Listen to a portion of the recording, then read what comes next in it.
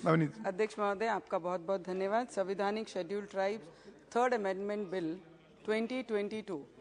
Sir, हम जो bill ला रहे हैं और ये थर्ड अमेंडमेंट कर रहे हैं कि दूसरी जातियों की जो मांग बहुत सालों से है, जो यही एसटी में थे, उनको फिर से अपने एसटी इसमें लाकर उनको न्याय देने का काम हमारी ये मंत्रिमंडल कर रहा है। उसके लिए मंत्री जी का दिल से बहुत बहुत धन्यवाद करूंगी।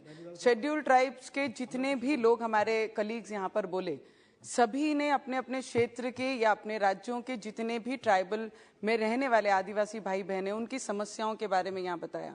सर, हम भी जहाँ से आते हैं, मेरे क्षेत्र में एक विधानसभा पूरी शेड्यूल ट्राइब आदिवासी भाई बहन रहते हैं, जिनकी पिछले कई वर्षों से बहुत सारी समस्याएं हैं। सर, मनरेगा का अभी यहाँ पे उल्लेख किया गया कि मनरेगा में क्या काम हुआ है, उनके हाथ बांध दिए गए, उनको कमजोर बनाया गया है।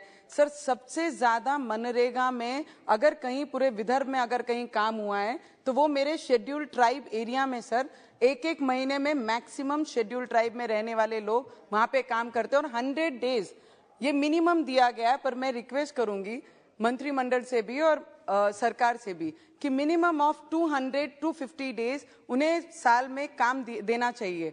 वहां पर सबसे बड़ी प्रॉब्लम है सर माल न्यूट्रिशन की और चिकन सेल्स की मैडम, क्योंकि वहां पर जो लोग रहते हैं ये सब चीजों की उनके बहुत बड़ी समस्या है। वहां पे हॉस्पिटल की कहीं सुविधाएं नहीं है, वो सुविधाएं हमें देना बहुत जरूरी है। और गर्भवती जब डिलीवर करती है तो अगर वहां पे कोई इमरजेंसी केस होता है तो 150 किलोमीटर उन्हें अमरावती आना पड़ता है और बीच में ऐसी दुर्घटना हो जाती है तो कई बार माता की भी डेथ हो जाती है और बच्चे की भी उसी के साथ डेथ हो जाती है। तो ऐसी जगहों पे उन्हें हॉस्पिटल की फैसिलिटी देना बहुत जरूरी है।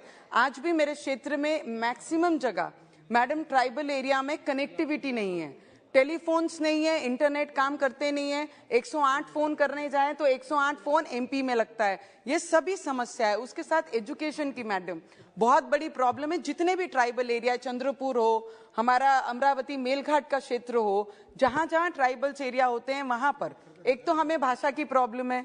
हमारे ट्राइबल क्षेत्रों में जब हमारे टीचर्स वहां पर आते हैं तो वो नॉन आदिवासी होते हैं मैक्सिमम और उन्हें हमारी भाषा नहीं आती है। हमारे बच्चों को उनकी भाषा समझती नहीं है, उनको हमारी भाषा समझती नहीं है। और हमारे बच्चों को अगर जॉब अपॉर्चुनिटीज देनी है तो 150 किलोमीटर प्लेन पट्टे से हमारे वहां पर आदिवासी क्षेत्र में आने तक के लिए उन्हें बहुत कष्ट करना पड़ता है, जो टीचर्स वहां पे पढ़ाने आती हैं। हमारे बच्चों ने बीए डीएड किए हुए हैं आदिवासी के, तो उनको ही अगर अपॉर्चुनिटी उस क्षेत्र में दिया जाए तो वहां के बच्चों को ना लैंग्वेज प्रॉब्लम होगी, ना एजुकेशन प्रॉब्लम होगी, अच्छी पढ़ा सकते हैं। और उन्हें जो राइट देने का काम हमारे पंतप्रधान प्राइम मिनिस्टर जी कर रहे हैं, वो राइट्स देने का काम हम लोग कर सकते हैं। छोटे छोटे इशू हैं, कास्ट सर्टिफिकेट का इशू है sir 2 minutes it's I know हम समर्थन करने के लिए खड़े हैं, पर आदिवासियों की प्रॉब्लम है। अगर समाज को आदिवासी ट्राइबल में लाके उन्हें न्याय देने का काम कर रहे हैं तो उनको जो सुविधाओं से वंचित है उन्हें यहाँ पर रखना हमारा कर्तव्य है। तो मुझे लगता है कास्ट सर्टिफिकेट का जो इशू होता है,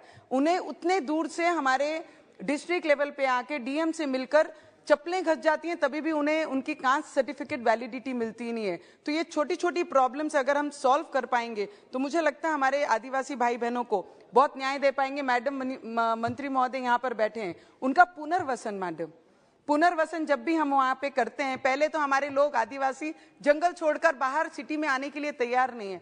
अगर वो जंगल छोड़कर प्लेन पट्टे में आते हैं तो उनको जो राइट्स देना चाहिए, घर छोड़ने का जो मुआवजा देते हैं वो 10 लाख रुपए देते हैं। और शहरों में 10 लाख रुपए में आज कहीं पर भी किसी को भी रहना बहुत मुश्किल है। तो उसके लिए पुनर्वसन की जो राशि रहती है उसे डबल ट्रिपल करके उन्हें सुविधा उस चीज की भी देनी चाहिए, तब जाके वो अपने घर, अपना जंगल, अपना प्यार छोड़कर वो शहरों में आएंगे। तो उसके लिए भी हम लोगों ने सोचना चाहिए मैडम। और मेडिकल इश्यूज बहुत ज्यादा हैं जो मैंने बताए हैं, और फार्मर्स के issue, last 1 minute sir, just 1 minute, किसानों के मुद्दे हैं मैडम। जब ट्राइबल क्षेत्र में हम जब रहते हैं तो वहां पर जितनी भी जगहें हैं वो फॉरेस्ट में आती हैं। फॉरेस्ट से हमको वो दी गई हुई जगहें कि यहाँ पे रहना बसरा करने के लिए आपको इतनी जगह हम देते हैं और उसमें आप खेती कर सकते हैं।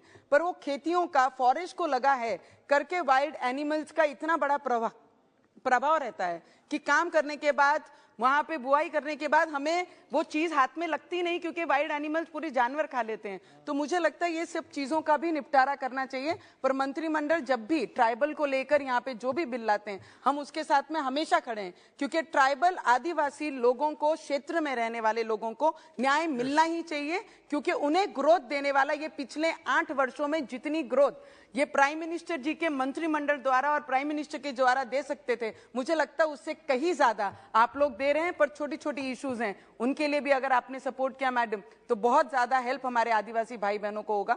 मंत्रिमंडल ने पहले भी 4G के लिए हमारे क्षेत्र के लिए बहुत कुछ दिया है, आगे भी कनेक्टिविटी के लिए अगर थोड़ा सोर्स करेंगे तो मुझे लगता है उनको कनेक्टिविटी बहुत जल्द मिलेगी। Thank you so much sir, and I support this bill.